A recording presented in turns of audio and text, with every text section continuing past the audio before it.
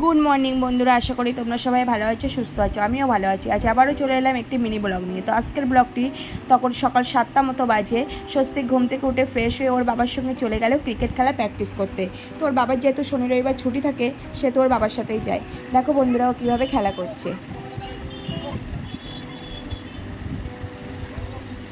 এই যে বল করছে স্বস্তিক,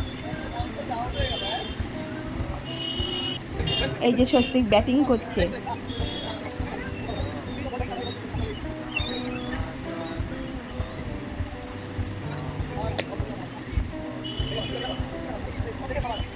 তো আমি যাই না, আমি একদিন গেছিলাম, যেহেতু ওর বাবার ছুটি থাকে বলেই ওর বাবা ওকে নিয়ে যায়, কারণ বাড়িতে অনেক কাজকর্ম থাকে। ওকে রেখে ওর বাবা বাজার করে দিয়ে গেল। বাজার থেকে রুই মাছ, পুঁটি মাছ আর চিংড়ি মাছ আর কয়লার মুরগি দিয়ে সেগুলোকে ধুয়ে পরিষ্কার করে ফ্রিজে রেখে দিলাম। তারপর দুপুরবেলা যেহেতু দশহরা ছিল, সেহেতু আমরা চিড়ে, কলা, আম, দই, সন্দেশ, কাঁঠাল এগুলোই খেলাম। আর দেখো স্বস্তিক কী করছে, দেখো ও কলা খাবে না, আম খাবে না।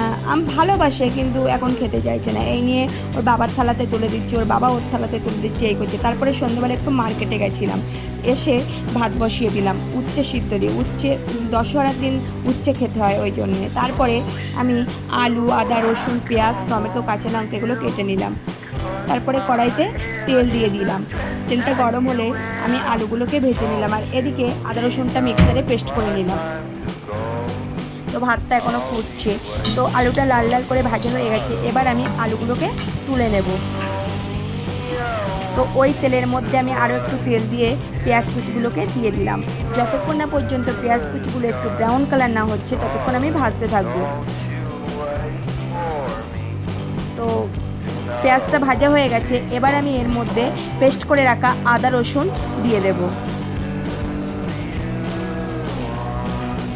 তারপরে এটাকে ভালো করে কষাতে থাকবো। তারপরে এর মধ্যে কাঁচা লঙ্কা, টমেটো দিয়ে দিলাম, লবণ হলুদ দিয়ে দিলাম, দিয়ে ভালো করে কষাবো।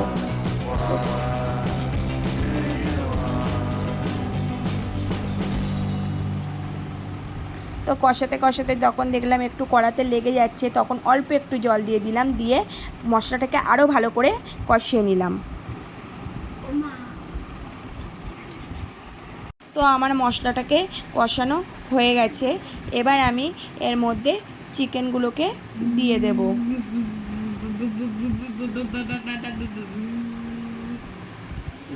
তো চিকেনগুলোকে দিয়ে আমি ভালো করে কষিয়ে নেব। আর একটা কথা বন্ধুরা বলে রাখি, কেন আমি মার্কেটে গেছিলাম, আমার একটা নাকের ছিল, রিং টাইপের নাকের, সেই নাকেরটা ভেঙে গেছিলো বছরখানেক আগে। তো সেই নাক, ওই একই রকম নাকের আর একটা কিনতেই গেছিলাম। তো যাই হোক, চিকেনটাকে ভালো করে কষাতে লাগলাম।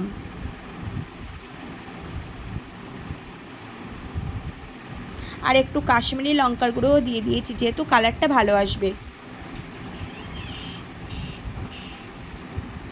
তো মোটামুটি কষানো হয়ে গেছে। এবার আমি এর মধ্যে ভেজে রাখা আলুগুলোকে দিয়ে দেব। ভেজে রাখা আলুগুলোকে দিয়ে আমি আরও কিছুক্ষণ কষিয়ে নেব।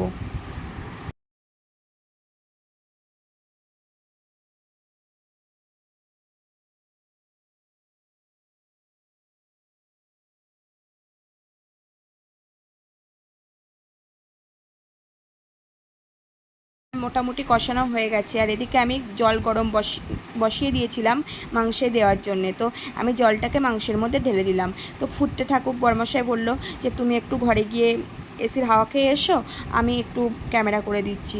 তো ঝোলটা মোটামুটি ফুটে উঠেছে। তারপরে আমি আবার রান্নাঘরে চলে এলাম।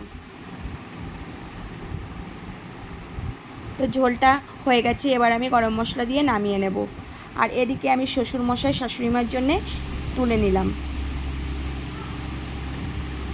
আর এই বাসনগুলো আর গ্যাসটা মুছে আমি স্নান করতে যাব। আর স্নান করে ঘরে এসে দেখি একজন খুব সমস্যায় পড়েছে বাংলা নিয়ে। যেহেতু ইংলিশ মিডিয়ামে পড়ে, বাংলাটা একটু প্রবলেম হয়, তবুও দেখি করছে, মানে যুদ্ধ করছে বাংলার সাথে। তারপরে আমি একটু শুলাম। আজকের ভিডিওটা এই পর্যন্তই বন্ধুরা। যদি তোমাদের ভালো লাগে অবশ্যই সাবস্ক্রাইব করো। ভালো থেকো, বন্ধুরা ভালো লাগলে সাবস্ক্রাইব করো।